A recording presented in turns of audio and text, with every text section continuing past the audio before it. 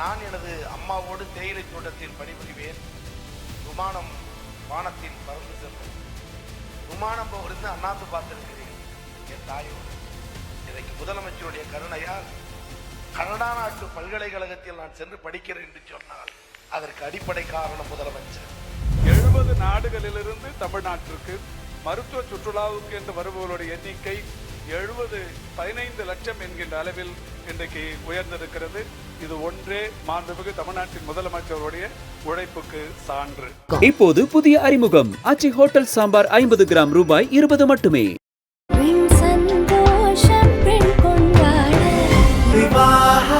மணப்பெண்ணின் பிரத்யேகமான திருமணம் விவாஹா தி சென்னை சில்க்ஸ். மாண்புமிகு தமிழ்நாட்டின் முதலமைச்சராக வணக்கத்திற்குரிய முத்துவேல் கருணாநிதி ஸ்டாலின் அவர்கள் பொறுப்பேற்றதற்கு பிறகு மக்கள் நல்வாழ்வுத்துறையில் அவர் செயல்படுத்திய திட்டங்கள் என்பது உலக அளவில் புகழ்பெற்ற திட்டங்களாக விளங்கிக் கொண்டிருக்கிறது.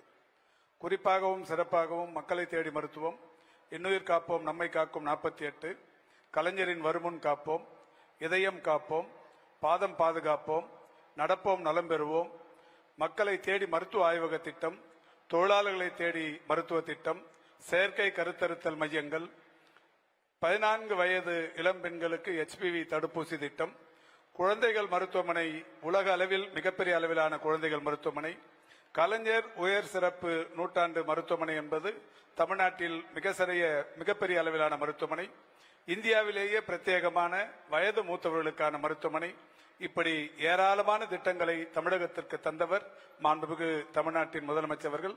எனவே அதனால்தான் இன்றைக்கு இந்திய அளவில் மட்டுமல்ல உலக அளவில் அதிகமான விருதுகளை கடந்த 5 ஆண்டுகளில் மக்கள் நல்வாழ்வுத்துறை பெற்றிருக்கிறது.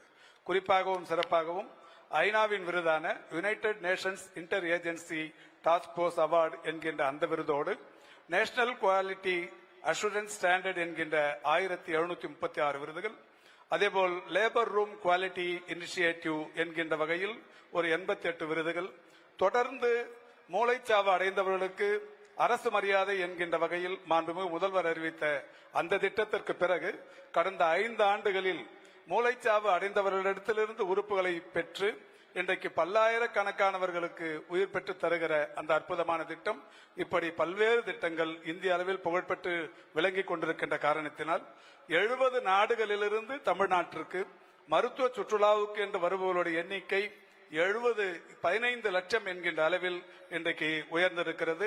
இது ஒன்றே இந்த துறைக்கு மாண்புமிகு தமிழ்நாட்டின் முதலமைச்சருடைய உழைப்புக்கு சான்று.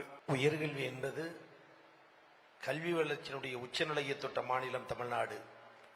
மருத்துவத்தில், விளையாட்டில், தொழில் முதலீட்டில் முதலிடமாக விளங்குகிற தமிழகத்தை உயர்கல்வியிலும் இந்தியாவில் முதன்மை மாநிலமாக கொண்டு வந்த பெருமை நம்முடைய தமிழ்நாடு முதலமைச்சரை சாரும். அதற்கு 2 உதாரணங்களை சொல்ல வேண்டுமேனால், தேயிலை தோட்டத்தில் பணிபுரிகிற ஒரு தொழிலாளி வீட்டு பிள்ளை. நான் எனது அம்மாவோடு தேயிலை தோட்டத்தில் பணிபுரிவேன். விமானம் வானத்தில் பறந்து செல்லும். விமானம் போகிறது அண்ணாந்து பார்த்திருக்கிறேன் என் தாயோடு.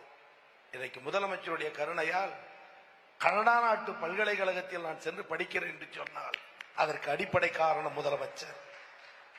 ஒரு தேயிலை தொழிலாளி வீட்டு பிள்ளை கூட விமானத்தில் பறந்து கனடாவில் படிக்கலாம் என்ற அந்த குடிசை வாசியையும் பட்டதாரியாக்கிய ஒரே தலைவர் நம்முடைய தமிழ்நாடு முதலமைச்சர், தன்னகரில்லாத தலைவர். கொளத்தூரில் ஒரு கல்லூரி, உயர்கல்வித்துறை மட்டுமல்ல, இந்து சமய அறநிலையத்துறை சார்பில் கபாலீஸ்வரர் கலை அறிவியல் கல்லூரி. அந்த கல்லூரி திறப்பு விழாவுக்கு சென்றிருக்கிறோம். முதலமைச்சர் இருக்கிறார். கல்லூரியில் படிக்கிற ஒரு பெண் குழந்தை வழியே ஒளிவாங்கியை வாங்கி, நான் ரெட்டையேரி பகுதியில் பிறந்தேன், +2 வரை படித்தேன்.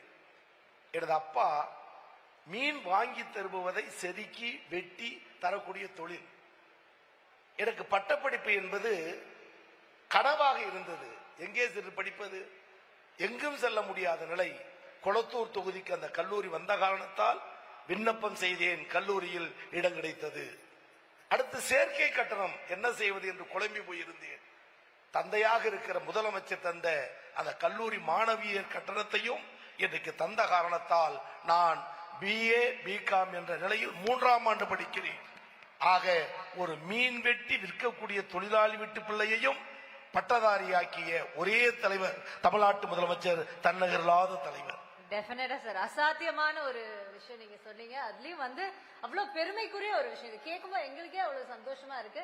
நன்றி நன்றி, தேங்க்யூ. அதே நேரத்தில் ஒட்டுமொத்த தமிழ்நாடு இன்றைக்கு எதிர்நோக்கி இருப்பது 2021 நம்முடைய தமிழ்நாடு முதலமைச்சர் சொன்னார், மு.க. ஸ்டாலின் எனும் நான். அந்த வார்த்தையை 2026 முத்துவேல் கருணாநிதி ஸ்டாலின் ஆகிய நான் என்று எதிரொலிக்க நாடு காத்திருக்கிறது. வரவேற்போம். வணக்கங்கள்.